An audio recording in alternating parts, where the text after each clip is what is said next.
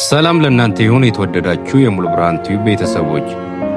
የዛሬ ትምህርት ርዕሳችን የኢየሱስ ክርስቶስ ማንነትና ለሰው ልጅ የሰጠው ፍቅር የሚል ሲሆን በአዲስ ኪዳን የተገለጠው የጌታችን የኢየሱስ ክርስቶስ አዳኝነት፣ መለኮታዊ ባህሪና ዘላለማዊ ፍቅር እንማራለን። እስከ መጨረሻው ድረስ በትዕግስትና በማስተዋል አብራችሁን ቆዩ።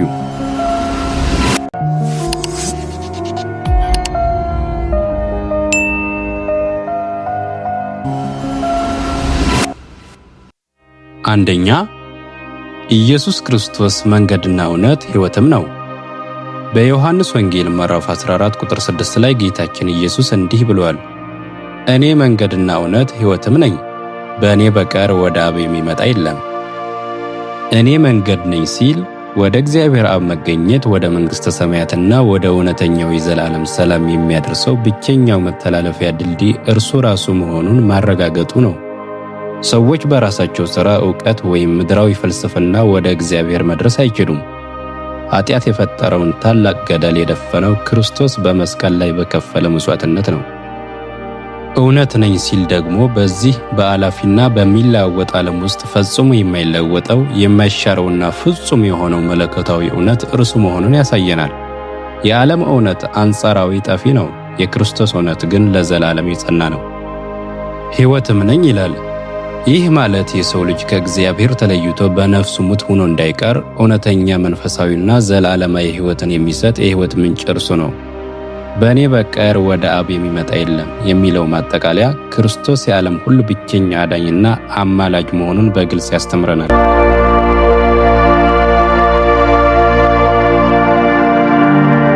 ሁለተኛ፣ በክርስቶስ የተገለጠው ታላቅ ፍቅር። በሮሜ ሰዎች መልእክት ምዕራፍ 5 ቁጥር 8 ላይ ሐዋርያው ጳውሎስ እንዲህ ብሎ ጽፏል፣ ነገር ግን ገና ኃጢአተኞች ሳለን ክርስቶስ ስለኛ ሞቷልና እግዚአብሔር ለኛ ያለውን የራሱን ፍቅር ያስረዳል። የሰው ልጅ ፍቅር አብዛኛውን ጊዜ በምክንያት ላይ የተመሰረተ ነው። ሰዎችን የምንወደው መልካም ሲሆንልን፣ ሲያከብሩን ወይም የጥቅም ትስስር ሲኖረን ሊሆን ይችላል። ነገር ግን የእግዚአብሔር ፍቅር ከዚህ ፈጽሞ የተለየና ወደር የሌለው መለኮታዊ ፍቅር ነው። ይህ ጥቅስ እንደሚነግረን እግዚአብሔር ለኛ ያለውን ፍቅር ያሳየው እኛ ጻድቃን፣ ቅዱሳን ወይም ለእርሱ የምንታዘዝ ሆነን በተገኘንበት ጊዜ አይደለም። ይልቁንም ገና ኃጢአተኞች ሳለን ከአምላካችን በበደልና በአመፅ ርቀን በጠላትነት በቆምንበት በዚያ በጨለማ ታሪካችን ውስጥ ነው የፍቅሩን ጥግ የገለጠልን። ክርስቶስ ስለኛ መሞቱ የፍቅሩ ትልቁ ማረጋገጫ ነው። እኛ ልንቀበለው የሚገባንን የኃጢአት ቅጣትና ሞት እርሱ ምንም ኃጢአት ሳይኖርበት በእኛ ፈንታ በመስቀል ላይ ተቀበለ። ይህ ጥቅስ በሕይወታችን ምንም አይነት ውድቀትና የጥፋተኝነት ስሜት ቢሰማን እንኳ እግዚአብሔር እኛን የወደደን ያለምንም ቅድመ ሁኔታ መሆኑን በማሳየት ልባችንን በደስታና በተስፋ ይሞላል። ሦስተኛ፣ ኢየሱስ ክርስቶስ የዓለም ብርሃን ነው። በዮሐንስ ወንጌል ምዕራፍ 8 ቁጥር 12 ላይ ጌታችን ኢየሱስ እንዲህ ብሏል፣ እኔ የዓለም ብርሃን ነኝ፣ የሚከተለኝ የሕይወት ብርሃን ይሆንለታል እንጂ በጨለማ አይመላለስም ብሎ ተናገራቸው። ጨለማ ግራ መጋባትን፣ ፍርሃትን፣ መሰናክልና ሞትን ይወክላል።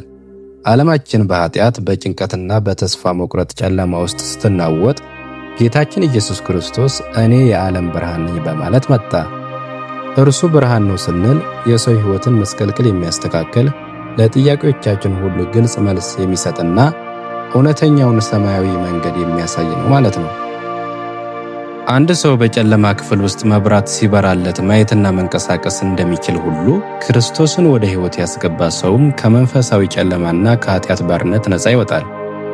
የሚከተለኝ የሕይወት ብርሃን ይሆንለታል እንጂ በጨለማ አይመላለስም የሚለው የተስፋ ቃል በክርስቶስ ትምህርትና አርአያነት ውስጥ የሚኖር ሰው ሕይወት ሁልጊዜ ብሩህ፣ የተቃናና ዓላማ ያለው እንደሚሆን ያረጋግጥልናል።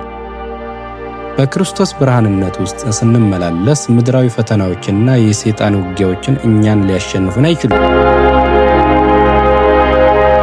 አራተኛ፣ በክርስቶስ ኢየሱስ ብቻ የሚገኝ መዳን። በሐዋርያት ሥራ ምዕራፍ 4 ቁጥር 12 ላይ ሐዋርያው ጴጥሮስ በመንፈስ ቅዱስ ተሞልቶ እንዲህ ብሏል፣ መዳንም በሌላ በማንም የለም፣ እንድንበት ዘንድ የሚገባን ለሰዎች የተሰጠ ስም ከሰማይ በታች ሌላ የለምና። ይህ ጥቅስ ክርስቲያናዊ እምነታችን ለሚጠይቀው ትልቁ ጥያቄ የሰው ልጅ እንዴት ይድናል ለሚለው ግልጽና የማያሻማ ምላሽ የሚሰጥ ነው። ሐዋርያው ጴጥሮስ ለአይሁድ መሪዎችና ለሕዝቡ በግልጽ እንደመሰከረው ከእግዚአብሔር ቁጣ ከሲኦልና ከዘላለም ጥፋት ሰውን ማዳን የሚችል ከኢየሱስ ክርስቶስ ውጭ ሌላ ማንም ምድራዊ ኃይል የለም። ሰዎች በተለያዩ ዘመናት በራሳቸው መንገድ በባህላቸው፣ በበጎ ስራቸው ወይም በተለያዩ ስሞች ለመዳን ቢሞክሩም መጽሐፍ ቅዱስ ግን ከሰማይ በታች ሌላ ስም አልተሰጠም ይላል። እግዚአብሔር አብ የሰውን ልጅ ለማዳን የመረጠውና የቀባው ብቸኛ ስም የኢየሱስ ስም ብቻ ነው። ይህ ስም የታመሙትን የሚፈውስ፣ አጋንንትን የሚያባርር፣ የተሰበረውን የሚጠግንና ከሁሉም በላይ ደግሞ የዘላለም ሕይወትን ለሰው ልጅ የሚያወርስ ባለ ግርማና ባለስልጣን ስም ነው። አምስተኛ ክርስቶስ የሚሰጠው መለኮታዊ ሰላም። በዮሐንስ ወንጌል ምዕራፍ 16 ቁጥር 33 ላይ ጌታችን ኢየሱስ እንዲህ ብሏል፣ በእኔ ሳላችሁ ሰላም እንዲሆንላችሁ ይህን ተናግሬያችኋለሁ። በዓለም ሳላችሁ መከራ አለባችሁ፣ ነገር ግን አይዟችሁ፣ እኔ ዓለምን አሸንፌዋለሁ። ጌታችን ኢየሱስ ክርስቶስ በዚህ ምድር ላይ ስንኖር ምንም አይነት ችግርና ፈተና አይገጥማችሁም አላለም። ይልቁንም በዓለም ሳላችሁ መከራ አለባችሁ በማለት ምድራዊ ሕይወት በፈተና፣ በበሽታ፣ በችግርና በትግል የተሞላ መሆኑን በግልጽ ነግሩናል። ነገር ግን በዚያ መከራ ውስጥ ብቻችንን አልተወንም። በእኔ ሳላችሁ ሰላም እንዲሆንላችሁ ይላል። ይህ ሰላም ዓለም የሚሰጠው አይነት የችግር መጥፋት ወይም የገንዘብ መብዛት የሚያመጣው ጊዜያዊ ሰላም አይደለም። በማዕበልና በችግር መሃል እንኳ በልብ ውስጥ የሚገኝ መለኮታዊ እረፍት ነው። ነገር ግን አይዟችሁ እኔ ዓለምን አሸንፌዋለሁ የሚለው የድል አዋጅ እኛ የምንከተለውና የምናመልከው ጌታ የተሸነፈ ሳይሆን ዓለምንና በውስጡ ያለውን ክፋት ሁሉ፣ ሞትንና ሰይጣንን ጭምር ድል ያደረገ የበላይ መሆኑን ያሳየናል። ስለዚህ በክርስቶስ ውስጥ ስንሆን እኛም የአሸናፊ ወገኖች ስለሆንን በየትኛው ምድራዊ ፈተና ውስጥ ሆነን ልባችን ሳይፈራና ሳይናወጥ ሙሉ ሰላም ይኖረዋል። ስድስተኛ ኢየሱስ ክርስቶስ መልካም እረኛ ነው። በዮሐንስ ወንጌል ምዕራፍ 10 ቁጥር 11 ላይ እንዲህ ተጽፏል፣ መልካም እረኛ እኔ ነኝ፣ መልካም እረኛ ነፍሱን ስለ በጎቹ ያኖራል። በመጽሐፍ ቅዱስ ውስጥ እረኛና በግ ያላቸው ትስስር በጣም ጥልቅ ነው። በጎች ደካሞች፣ በቀላሉ የሚጠፉና ራሳቸውን ከአውሬ መጠበቅ የማይችሉ ፍጥረታት ናቸው። እረኛ ደግሞ በጎቹን የሚመራ የሚጠብቅና የሚመግብ ነው። ጌታችን ኢየሱስ እኔ መልካም እረኛ ነኝ ሲል እኛን በጎቹን እንደማይጥለን እንደማይረሳንና ሁልጊዜም እንደሚጠብቀን ቃል መግባቱ ነው።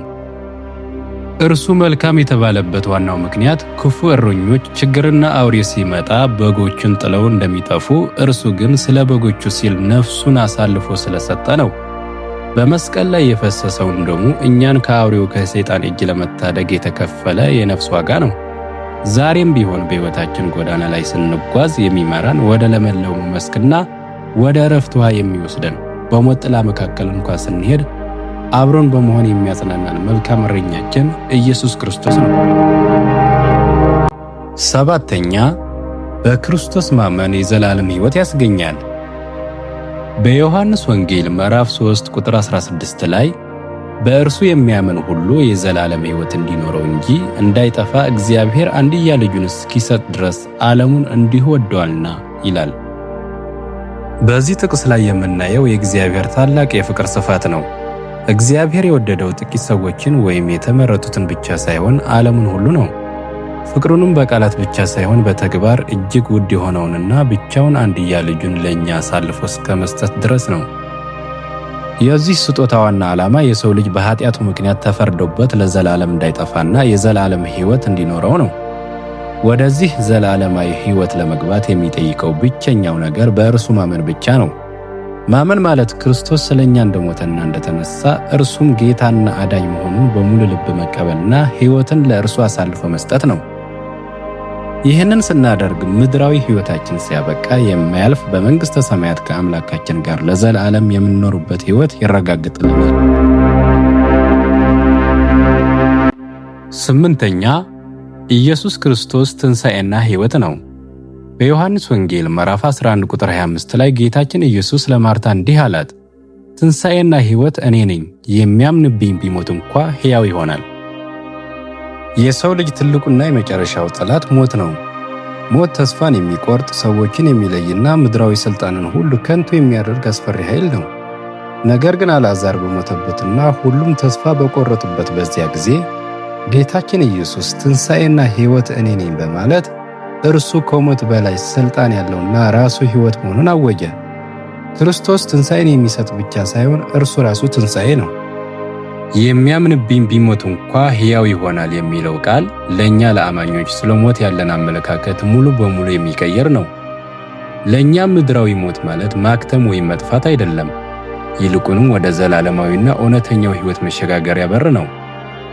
ክርስቶስ ሞትን በሞቱ ድል አድርጎ ስለተነሳ በእርሱ የሚያምኑ ሁሉ በመጨረሻው ቀን በክብር እንደሚነሱና ከእርሱ ጋር ለዘላለም በሕይወት እንደሚኖሩ ታላቅ ተስፋ አለን።